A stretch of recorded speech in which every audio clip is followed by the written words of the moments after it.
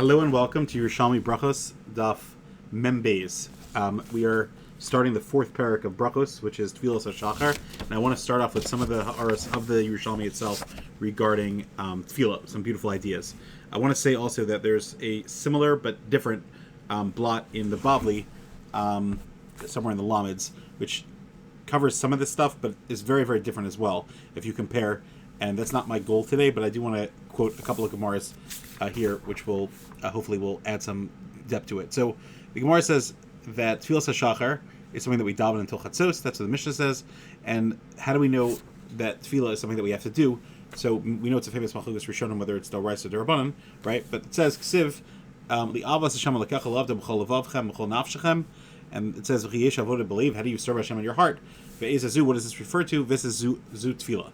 And we know that many Rishonim, again, famous Machlokes Rambam and Ramban, whether Tefillah is one time a day or just a general thing, etc. I'm not going to go into that exactly right now, although it probably will come up throughout the parak. And the Chenu Omer, there's another source which seems to be saying that it's an asmachta, and this is from Daniel, and that he was told by the guards who were throwing him into the den with the lions, Elohach, your God, the ant palachle b'tidira, that you are constantly serving. Who yeshviznach, he should save you. Shaziv means to save. So what does that mean? You're continuously veza. What is that? Zuat tefillah. Now I just want to say that the famous author of the Yerushalmi is Rav Yochanan. Rav Yochanan says in Gemara Berachos, "Halvai sheyispal adam kol yom kulo." Halvai, we should daven all day. So I just want to zoom out for a moment, because when you say halvai, I could do that. For example, I have a good friend who's a very serious kovei itim, and he says halvai, I could learn all day. So his heart is in the learning, but it happens to be that he has a chiyuv of a parnasa, so he does it as well. He follows the Shulchan Aruch, Arachaim, Kufnan, Vav, etc. about the importance of parnasa. Shin Lamed Aleph, Kol Masech L'Shem Shemayim, but nonetheless he works. So when you have that beautiful lashon of halvai, it's an amazing thing. But that's what this pasuk is saying about Daniel, that you're the God that you're constantly serving, because everything we do, we're talking to Hashem. Shimshon Pincus used to quote the Zohar that says that we are a ruach mamala, we're a speaking creature. What does that mean that we do? That ladaber, we speak in front of Hashem, the Torah tefillah. We're constantly talking to Hashem, the Torah tefillah. And the Gemara in Nida, the Bavli says, Habalaha losagi, that Torah without tefillah will not accomplish anything. It's you can't live without both. So I just want to talk about some of those attitudes we have towards davening. Then it says maybe we could think you could daven all the tefillahs together. And though it says, Daniel says, V'zimnin telasa b'yoma hu berach al berchoi, that he fell on his knees and davened 3 times during the day. So there's 3 times to daven. And a very interesting Gemara, which I'll leave off with and explain what I want to get to, that it says, David HaMelech says, Yachli yeh mispal shlashim b'chol shashi, so you could daven whenever you want. No. Kvar pirish David said, Erev avoker v'tzarayim, asicha v'hema v'yishma koli. Evening, morning, and evening, I supplicated and I moaned in front of Hashem. So the Avudraham, who lived in the 1340s in Seville, he was a very famous Rishon. And by the way, he signs his name David ben Rav Yosef Sfardi Tahar. So he was Sfardi, of course, and he was a contemporary. He was a Talmud of the Rush and a contemporary of the Torah, the author of the Torah. And he, in his Sefer Avudraham, there's a beautiful print, by the way, 2-volume. He goes through all of davening. And first of all, there's a discussion about what his name is.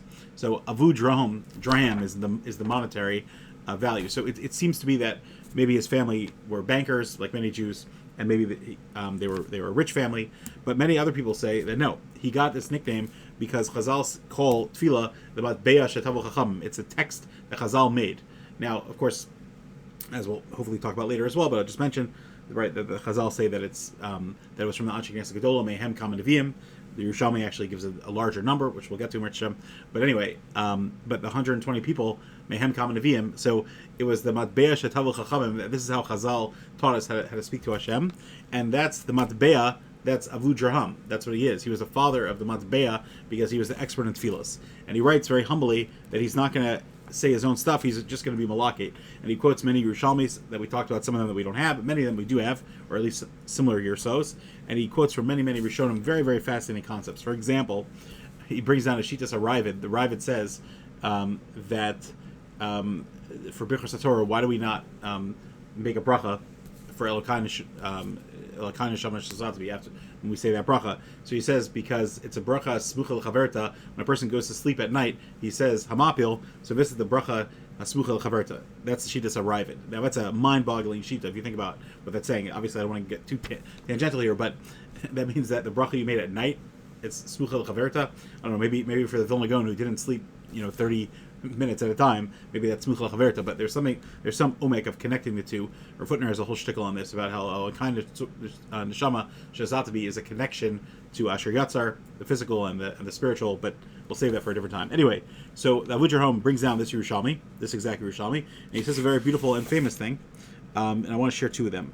The first thing is that that the Gemara says Erev Havoker Tzarayim. So there's a siman that Abraham, Yitzchak, and Yaakov, their names, if you spell them out, the second letter of all their names, of each of their names, actually spells out their tefillah, their masakin. Avraham, the Beis, is the second. That's Boker. That's his tefillah, which is Mepasik. Yitzchak is a tzadi, which is Sarayim. The afternoon mincha was his tefillah, and Yaakov Ayin is Arvis Erev. That's his tefillah, the masakin. Why is it in their name?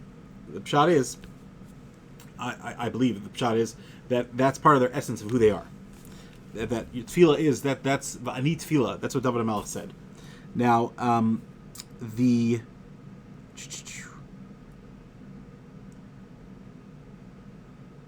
Rav Ram ben Shushan that the Avos Yerushalmi brings down, he says, remember that pasuk we quoted in the Yerushalmi, Vehema, and I moan to Hashem. Vehema is Bigmatria Nun Zayin, which is 57, and that's the brachas in the three Shemona Esrei that we daven throughout the day, Shachar, Mincha, and Marv, or I should say Marv, Shachar, and Mincha. There's 19 brachas in each, and so therefore that's what you get. And what should you think? I don't know if it's the Avos Yerushalmi himself or he's still quoting from Ben Shushan. I assume he's still quoting him. So he says that you should think when you daven that Zun, that Mem Zion, that Nun Zion 57 is Hashem, is the one that gives us everything. He's the one that nourishes us, and that's when a person recognizes that Hashem is nourishing us, then we daven in a lot more of a meaningful way.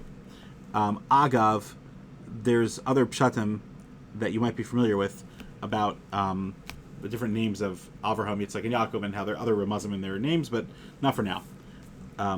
There's as many other beautiful things there. Just Torah is infinitely deep. But the point is that when a person davens, he should pour out his heart in front of Hashem, knowing that Hashem is the one who's Zun.